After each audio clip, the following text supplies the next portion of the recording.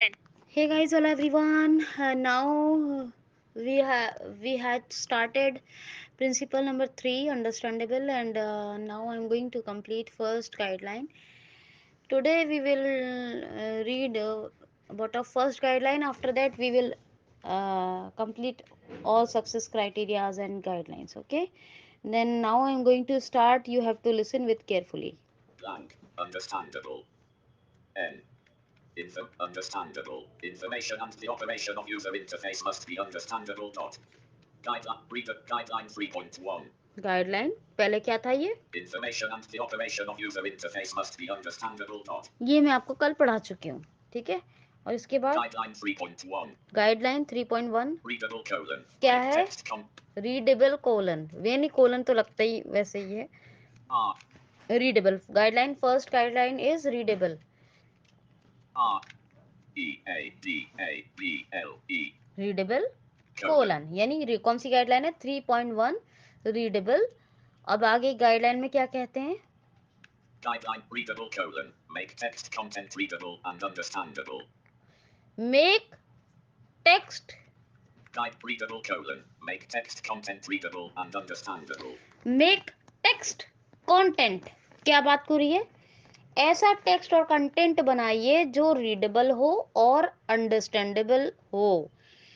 Make this type of text और content, it should be simple and it should be understandable by the user, या it should be understandable for the user. ठीक है। तो ऐसा web क्या करना है? वेब पेज कंटेंट बनाना है, ऐसा टेक्स्ट बनाना है। ये WCAG की गाइडलाइन है, गाइडलाइन नंबर 3.1, यानी पहली गाइडलाइन है अंडरस्टैंडेबल की, कि make text content readable and understandable. It should B readable, जो आराम से, जिसमें कोई नेविगेशन ऑपरेशन की प्रॉब्लम ना है, और it should be understandable also. ठीक है। Guideline readable colon. Make text content readable and understandable.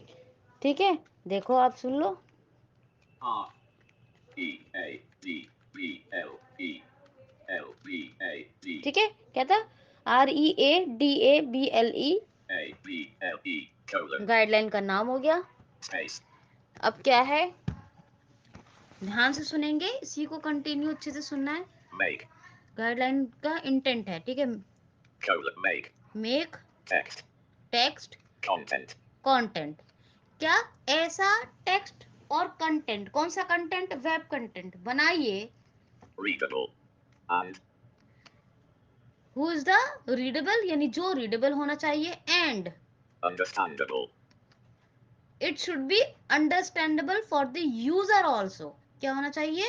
Line feed. ठीक है। किस तरह का कंटेंट बनाना है जो यूजर के लिए रीडेबल हो और अंडरस्टैंडेबल हो? तो इस गाइडलाइन को आपको एज इट इज याद रखना है। Guide readable colon. Make text content readable and understandable. ठीक है। मेक टेक्स्ट कंटेंट रीडेबल और अंडरस्टैंडेबल, ये आपको पढ़ने में बड़े छोटे वर्ड लगते होंगे, लेकिन इनका इंटेंट जो होता है वो बहुत डीप और बहुत ही वास्ट होता है। तो आपको ऐसे याद रखना है कि WCAG 2.1 के प्रिंसिपल नंबर 3, अंडरस्टैंडेबल की फर्स्ट गाइडलाइन है। क्या है अंडरस्टैंडेबल की फर्स्ट गाइडलाइन? 3.1 क्या है? रीडेबल। और रीडेबल क्या है? Make text content readable and understandable. अब इसका आपको समझना है, मेक टेक्स्ट कंटेंट अगर कहा है तो क्या कहा है, कौन से टेक्स्ट कंटेंट?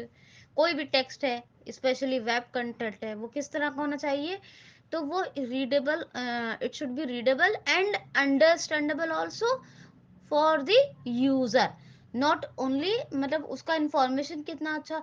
अभी हमने पढ़ा था अंडरस्टैंडेबल, क्या था? Information and operation of the user interface must be understandable. और अभी हम क्या कह रहे हैं गाइडलाइन का, कि make text content readable and understandable, readable and understandable.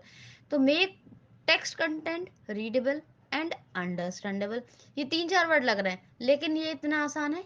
इसको समझना, इसका इंटेंट समझना बहुत जरूरी है सभी चीजों का। अभी अंडरस्टैंडेबल क्या पढ़ा? Information and the operation of user interface must be understandable. ठीक है। और गाइडलाइन पढ़ी? Guide readable colon. Guideline 3.1.